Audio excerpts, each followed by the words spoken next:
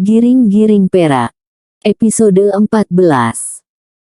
Verde dan 50 anak buahnya menoleh ke belakang. Rasanya suara itu dekat sekali. Tapi di belakang mereka dan di sekeliling markas yang telah terbakar itu, tak seorang manusia pun yang kelihatan. Tak seorang pun. Tawa itu bergema lagi. Seperti dibisikkan ke pangkal telinga semua yang hadir di sana. Kapten Verde tak mampu menahan rasa berangnya. "Hei, babi. Siapa kowe yang tertawa he?" teriaknya. "Hehehaha. Ulando berhidung seperti bangau, saya yang gelak. Saya menggelakkan waang yang tak pernah cebok bila tercirit. Hehe. Monyet. Cebok atau tidak mengapa kowe ikut campur. Aturannya saya memang tak ikut campur. Tapi negeri ini jadi busuk karena waang dan konco-konco waang tak cebok. Gatverdum. Siapa kowe yang bicara? Lihatkan puncak hidung kowe. Ciritmu akan terpencar kalau saya memperlihatkan diri, Verde." Bukan main berangnya company bernama Verde itu. Dia mengambil kelewang, dan seorang penduduk yang dia bariskan itu, dia tebas kepalanya. Kepala lelaki malang itu tergolek ke tanah. Tubuhnya menggelepar-gelepar sebelum mati. "Keluarlah kowe. Kalau tidak semua lelaki ini kutebas lehernya." Bagus. Bagus. Mereka memang tak ada gunanya.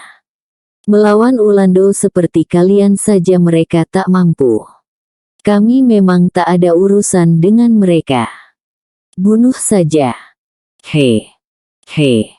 Bukan main sakit hatinya Kapten Verde mendengar ucapan lelaki yang tak kelihatan itu. Sementara anak buahnya yang 50 orang itu berputar-putar keliling markas. Mencari-cari dari mana asal suara orang yang masih saja tak tampak batang hidungnya itu. Namun di mana mereka harus mencarinya? Hi.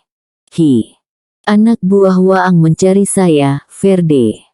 Mereka akan menjumpai diri mereka sebagai mayat. Lihatlah. Sehabis ucapan itu dua orang serdadu yang duduk di atas punggung kudanya, terdengar memekik.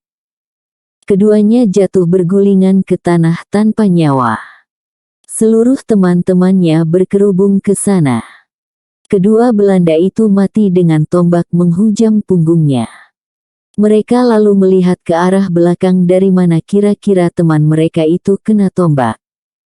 Di belakang mereka kelihatan sebuah rumah. Pastilah dari rumah itu, pikir Verde. Dia memerintahkan mengepung rumah tersebut.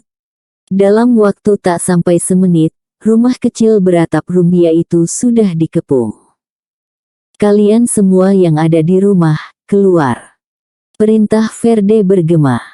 Tak ada yang menyahut. Pintu masih tetap tertutup. Verde memberi isyarat. Ke-50 anak buahnya menghadapkan bedil belansa di tangan mereka ke rumah tersebut dari segenap penjuru. "Saya beri kesempatan 2 menit bagi kalian untuk keluar. Jika tidak, kalian akan kami bunuh seisi rumah." Verde berteriak lagi memperingatkan isi rumah itu. Tak ada jawaban. Mereka menanti. Tiba-tiba pintu rumah itu terbuka berlahan. Seorang perempuan keluar sambil mendukung bayinya yang masih kecil. Dia keluar dengan wajah sangat ketakutan. "Di dalam hanya suami saya, Tuan. Suami saya sakit. Jangan tembak, Tuan." Perempuan itu menangis berhibah-hibah. Tapi Verde tahu itu hanya alasan. Karenanya dia bersuara lagi. "Saya kasih kesempatan 10 hitungan, kalau tak keluar, saya bunuh." Kini perempuan muda itu berteriak di antara tangisnya. "Keluarlah udah. Keluarlah." Tak ada yang keluar. Verde sudah mulai menghitung. Dan hitungannya sudah sampai 4. Akhirnya perempuan itu meletakkan anaknya di tanah. Kemudian dia berlari naik ke rumah. Ketika perempuan itu sampai ke dalam rumah, hitungan Verde sudah menyebutkan angka 7. Jangan tembak, tuaan. Jangan tembak. Suami saya sakit. Suami saya akan keluar. Suara perempuan itu terdengar menghibah. Verde tetap menghitung. Dan ketika hitungannya sampai 10, lelaki dan perempuan itu tetap tak kelihatan. Dia memberi isyarat. Kabun Sikolos sore itu seperti dikoyak gempa tatkala 50 pucuk bedil belansa di tangan pasukan berkudanya serentak menyala. Rumah dari mana perempuan muda itu tadi keluar, robek-robek oleh peluru bedil yang terbuat dari serpihan besi itu. Tak ada terdengar pekikan. Namun selang 3 hitungan setelah tembakan itu, pintu terkuak, dan terlihatlah pandangan yang menyedihkan. Perempuan itu nampaknya berusaha memapah suaminya yang sakit, itu terbukti ketika kedua tubuh mereka roboh ke pintu berdua. Tangan perempuan itu masih memeluk suaminya. Nampaknya dia sudah sampai ke dekat pintu keluar tatkala Verde memerintahkan menembak. Tubuh kedua suami istri itu terguling keluar. Tubuh si lelaki ternyata kurus kering. Nyata dia memang dalam keadaan sakit keras. Kedua tubuh mereka terguling dengan badan robek-robek. Mereka mati sebelum tubuhnya jatuh. Anak mereka yang masih bayi, menangis 6 depa dari mayat kedua orang tuanya. Baik Verde maupun ke-50 pasukan berkudanya punya keyakinan, bahwa pasti masih ada lelaki lain dalam rumah itu bersembunyi. Verde lalu memberikan perintah bakar pada anak buahnya. Dan 4 orang segera memacu kudanya, kemudian menyalakan api pada bahagian dinding yang sudah lapuk. Dalam waktu dekat, api menyala. Dan mereka bersiap dengan bedil di tangan di sekeliling rumah itu. Mereka menanti orang yang menombak serdadu tadi melompat keluar bila api telah menyala. He. Verde, Waang bodoh melebihi cacing. Perangai Waang seperti setan. Waang telah menyuruh orang memata-matai Bukit Tambun Tulang. Hukuman Waang adalah mati. Sebelum Verde sempat membalas suara yang menyakitkan hatinya itu, tiba-tiba 2 ekor kuda di bahagian belakang rumah itu meringkik dan mengangkat kaki depannya ke udara. Dan sebelum orang sadar apa yang terjadi, kedua penunggang itu terdengar memekik. Tubuh kedua serdadu pasukan berkuda itu melayang masuk ke api yang tengah menyala di rumah tersebut. Terdengar mereka melolong dalam palunan api itu. Tapi akhirnya diam. Mereka mati di dalam api menyala itu. Verde bukan main berangnya. Pasukannya dalam waktu singkat telah mengepung tempat kedua serdadu tadi berada bersama kudanya. Di dekat itu ada sebatang manggis yang rimbun. Mereka tak berani mendekati pohon manggis itu. Pohon itu gelap oleh daunnya yang lebat. Pastilah orang yang menyerang itu bersembunyi di dalam rimbunnya daun pohon ini, pikir Verde. Karenanya dia kembali memerintahkan menembak ke arah pohon manggis tersebut. Sekali lagi, suara gelegar bedil menggema dari 40 lebih bedil berlansa. Namun sebagai jawabannya kembali suara tawa itu terdengar. Hi. Apakah Waang menembak tupai di batang manggis itu, Verde? Hei monyet yang penakut, yang tak berani memperlihatkan muka. Siapa kowe? Ayo keluar kalau kowe bagak. Tertawa itu terdengar lagi mendengar Verde menyebut kata-kata bagak. Baik, saya akan sebut nama saya. Dan itu berarti, nyawa Waang sudah dekat liang lahat Verde. Nama saya adalah Gampo Bumi. Saya adalah nenek moyang Waang. Verde ingin berang. Tapi dia serentak jadi kecut. Ancaman Gampo Bumi untuk membunuhnya itu menegakkan bulu tengkuknya. Dia memerintahkan anak buahnya untuk melindungi dirinya. Dalam waktu singkat, dia sudah berada di tengah lingkaran yang dibuat oleh pasukan berkudanya. Anak buahnya melingkari dirinya dan menghadap ke segala penjuru menanti serangan yang datang.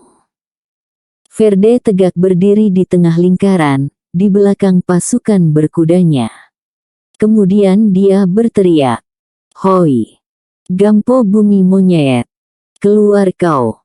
Hi! Hi! Kau memilih mati di kaki kuda Verde, baiklah, itu akan kami beri." Verde jadi takut dan panik bukan main. Dia berteriak-teriak mengomandokan anak buahnya untuk menyerbu dan menyerang orang yang mengancamnya itu. Tapi kemana anak buahnya akan menyerang? Orang itu tak kelihatan. Yang ada hanya suaranya. Dia entah di mana. Verde memecut kuda yang berada di depannya untuk maju sambil memaki-maki.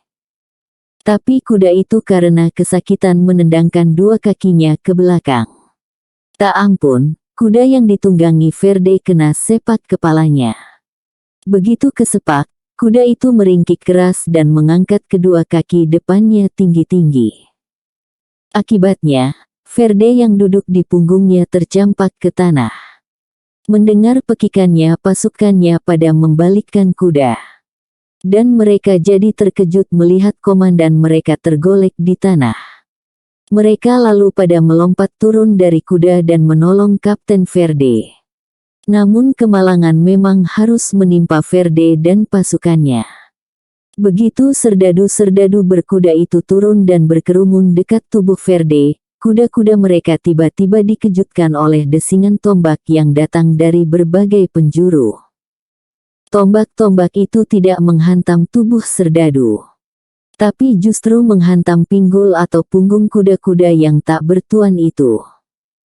Kuda-kuda itu jadi panik dan melejang lari ke depan.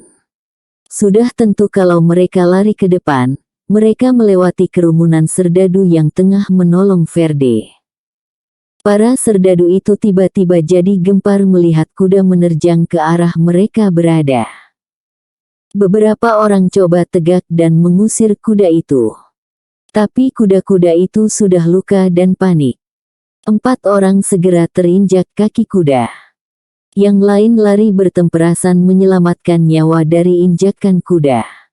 Karena mereka telah menyelamatkan diri masing-masing, Kapten Verde tertinggal sendiri. Verde yang masih siuman, mencoba untuk duduk. Tapi wajahnya jadi pucat ketika melihat puluhan kuda seperti gila berlari tak menentu. Dia berteriak pada anak buahnya untuk menolong dirinya. Tapi teriakannya lenyap di antara ringkik kuda dan pekik kesakitan anak buahnya yang terinjak kaki kuda. Suatu saat serombongan kuda berlari ke arahnya. Kuda-kuda itu seperti tak bisa lari keluar dari areal di mana mereka berada. Setiap mengarah keluar, seperti ada yang menghalau kembali ke dalam. Verde jadi panik, dia tegak dan berusaha lari. Namun waktu itulah kuda terdepan menabrak tubuhnya. Dia terpekik dan rubuh. Kuda-kuda berikutnya menghentikan suaranya sama sekali. Bahkan juga menghentikan nyawanya. Huru-hara pasukan berkuda itu berlangsung lebih dari setengah jam. Pekik serdadu, pekik kuda bergalau dengan sorakan orang-orang yang nampaknya menghalau kuda-kuda itu agar tetap berlari dalam lingkaran yang itu ke itu saja. Dan setelah setengah jam, suasana kembali sepi. Kuda-kuda sudah bertemperasan lari entah kemana. Yang jelas mereka ingin jauh dari tempat yang membuat mereka panik itu, di tengah lapangan di belakang rumah yang telah dimamah api. Di mana perempuan muda itu mati bersama suaminya, terlihat pemandangan yang menegakkan bulu roma. Belasan serdadu berkuda, kelihatan mati dalam keadaan nestapa. Mati diinjak kuda mereka sendiri. Yang lain sudah lari ke berbagai tempat. Dan di tengah sekali tubuh Kapten Verde tergeletak compang camping. Matanya mendelik, mukanya hancur dengan lidah menjulur keluar. Kematian kapten ini benar-benar tragis. Mati diinjak kuda pasukannya sendiri. Mati di tengah penjagaan serdadunya. Mati teraniaya di tengah kekuatan yang dia pimpin. Apalagi kematian yang lebih tragis daripada kematian yang dia alami saat ini. Dia meminta tambahan pasukan ke Jenderal de Kock di Luhak Agam, dan minta bantuan ke Kolonel de Chapelain di Luhak Tanah Datar untuk memerangi dan menghancurkan penyamun di Bukit Tambun Tulang. Tapi usahakan penyamun itu yang hancur, dirinya sendiri tak mampu dia menyelamatkannya. Dan saat itu, Gampo Bumi dan 40 anak buahnya yang tadi telah mengerjai Kapten Verde dan anak buahnya, kini berjalan di antara mayat-mayat serdadu Belanda tersebut. Dia berjalan bersama 3 pembantu dekatnya. Sementara pasukannya dengan tombak dan pedang di tangan, melingkari arena di mana kuda-kuda VOC itu merayau tuannya tadi. Pembantu-pembantunya yang 3 itu membalikkan mayat-mayat serdadu yang mati. Kemudian memberi isyarat pada anak buahnya yang tegak di tepi lingkaran. Anak buahnya itu berlarian masuk membawa semacam karung. Kemudian mempreteli barang-barang berharga yang terdapat di tubuh serdadu yang telah jadi mayat itu. Mereka mencopoti yang masih bisa dipakai. Mulai dari sepatu, ikat pinggang, kelewang, pistol, uang, dan berbagai alat peragat lainnya. Gampo Bumi tegak di sisi mayat Kapten Verde. Dia menyeringai melihat kenestapaan mayat Opsir Company itu. Tak lama kemudian dia memberi isyarat pada anak buahnya. Dan ketika malam merangkak turun, mereka lenyap dalam palunan hutan, kembali ke sarang mereka di Tambun Tulang. Kejadian ini membuat berang dan gempar pasukan kompeni di Minangkabau. Jenderal de Kock memerintahkan pembersihan di mana-mana. Banyak orang ditangkapi, termasuk penduduk biasa. Pasar Banto dekat Orta Jungkang, tak berapa jauh dari pusat kekuasaan Belanda di Minangkabau, yaitu di Fort de Kock di kota Bukittinggi. Hari itu balai sedang ramai. Hari itu hari Sabtu. Balai besar di negeri itu. Pedati kelihatan puluhan buah banyaknya bersusun di kaki Bukit Orta Jungkang. Pedagang-pedagang dari Luhak Agam dan Tanah Datar berdatangan ke sana 2 hari yang lalu untuk menjual hasil kebun atau kerajinan tangan yang mereka buat. Pasar itu penuh sesak oleh manusia. Ada yang menjajakan jualannya, ada yang membeli dan ada pula yang sekedar raun-raun saja. Yang terakhir ini, yaitu yang raun-raun saja, umumnya adalah anak-anak muda dan para perewa. Mereka memang senang bersesak-sesak dalam balai yang dipenuhi manusia itu. Tangan mereka beraksi dalam berselingkit dengan kaum ibu. Amat sering terdengar gadis-gadis atau ibu-ibu yang bertubuh padat tiba-tiba terpekik karena pantat atau pinggulnya diremas orang. Bila hal ini terjadi, orang sekitarnya paling-paling hanya diam, atau sekedar menoleh sebentar. Kemudian kembali sibuk dengan pekerjaan masing-masing. Jangan diharap ada yang akan menolong. Kecuali ada sanak familinya yang kebetulan hadir saat itu. Tapi kalaupun ada anak, adik, suami, sebenarnya yang lebih aman adalah tetap diam. Sebab anak-anak muda dan lebih-lebih lagi perewa yang mengganggu di tengah balai itu, umumnya punya kawanan yang pandai silat. Bila terjadi perkelahian, maka mereka akan datang bergerombolan. Jumlah mereka terkadang antara 5 atau 10 orang. Karenanya, banyak kaum ibu atau gadis-gadis yang diam saja bila ada tangan jahil yang menggemai pinggul atau dada mereka. Saat itu memang tak ada hukum. Tak ada tata krama. Belanda memang mempunyai polisi yang mengawasi keamanan. Tetapi keamanan yang mereka awasi adalah yang menyangkut keuntungan kompeni. Jika kerusuhan timbul antara pribumi dengan pribumi, mereka takkan ambil pusing. Malah mereka justru menambah-nambah minyak mengobarkan permusuhan itu. Memang demikian politik adu domba yang mereka jalankan. Baik di Minangkabau, maupun di negeri yang lain di Nusantara. Makanya, jarang gadis-gadis yang ke balai. Memang ada, tapi tak berapa jumlahnya. Mereka ke balai kalau sangat terpaksa.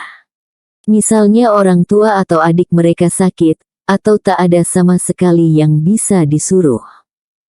Balai yang tengah ramai itu tiba-tiba digemparkan oleh derap kaki kuda. Terdengar teriakan-teriakan.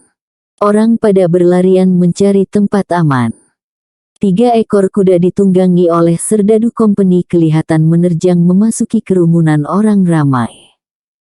Ini suatu hal yang luar biasa.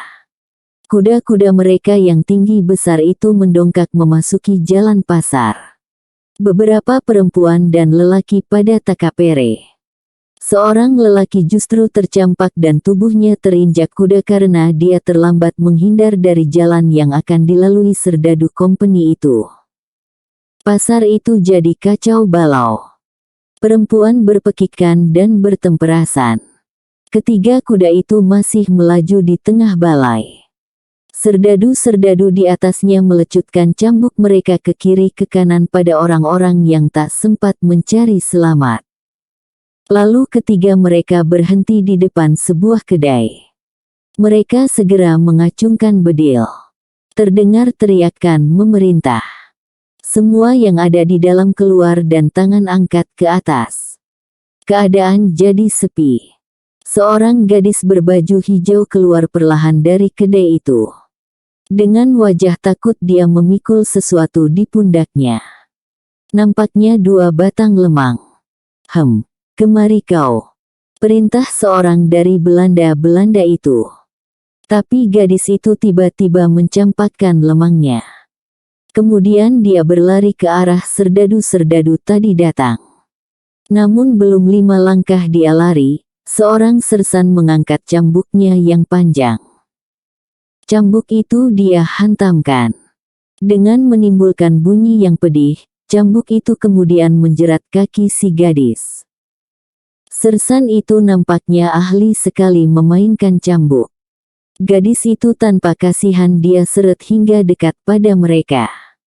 Dalam keadaan seperti itu, 2 lelaki kemudian muncul tiba-tiba lalu lari arah berlawanan dengan lari si gadis tadi. Namun dari arah depannya, seekor kuda dengan seorang serdadu di atasnya, datang melaju. Nampaknya pasar itu telah dikepung oleh serdadu kompeni. Kedua lelaki itu berbalik lagi. Mereka merasa takut terhadap kelewang dan bedil yang diacungkan kompeni di atas kuda tersebut. Kalian inlander busuk, mau coba-coba mengacau dan membunuh kompeni, kalian rasakan pembalasan kami. Serdadu yang berpangkat sersan tadi mengerutu. Dia memberi isyarat. 2 orang temannya yang datang pertama menghentak kuda mereka. Kuda itu dengan tiba-tiba meloncat ke depan. Masuk ke kedai yang terbuka dari mana gadis dan 2 lelaki tadi keluar.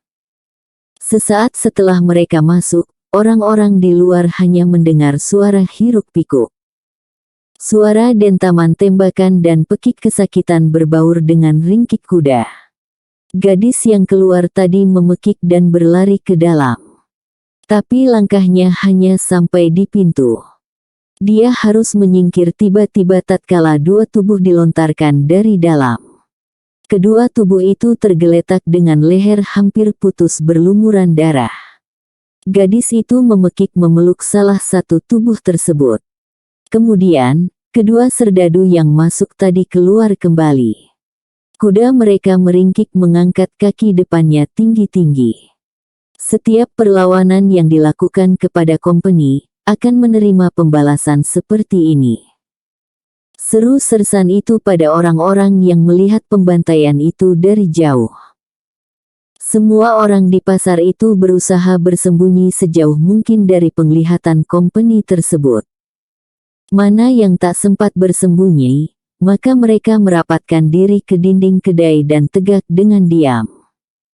Melihat pembantaian dan ucapan Sersan itu dengan tak berkutik. Tindakan ini merupakan semacam pembalasan terhadap pembunuhan yang dilakukan oleh Gampo Bumi pada Kapten Verde dan anak buahnya di Padang Panjang. Peristiwa itu sudah sebulan berlalu. Selama sebulan ini pula Jenderal de Kock memerintahkan untuk mengadakan gerakan pembersihan. Selama ini, pemuka-pemuka suku yang dikenal agak keras dibiarkan saja oleh company. Tapi kini pada ditangkapi. Luhak Agam dan Luhak Tanah Datar merupakan luhak yang paling parah dalam operasi pembersihan yang dilakukan serdadu-serdadu company ini. Luhak Tanah Datar jadi parah karena di sanalah bersemayamnya perampok-perampok Tambun Tulang yang membunuh Verde itu. Tapi de Kock sampai saat ini masih belum mau menyerang habis-habisan bukit itu. Dia merasa kekuatan serdadunya tak mencukupi untuk menyerang penyamun di sana. Lagi pula, jalan ke sana amat parah. Dewasa ini jalan itu tak dipakai lagi. Bila orang akan menuju Painan atau Padang, termasuk serdadu Belanda, mereka harus melewati jalan memutar ke Solok dan Sitinjau Laut. Jalan yang alangkah jauhnya. Tapi itu adalah satu-satunya jalan yang dianggap aman. Lagi pula, jalan melalui Bukit Tambun Tulang tak bisa juga dipakai, sebab jembatannya runtuh ketika Verde akan melewatinya. Dulu jembatan itu sengaja diruntuhkan oleh anak buah Gampo Bumi.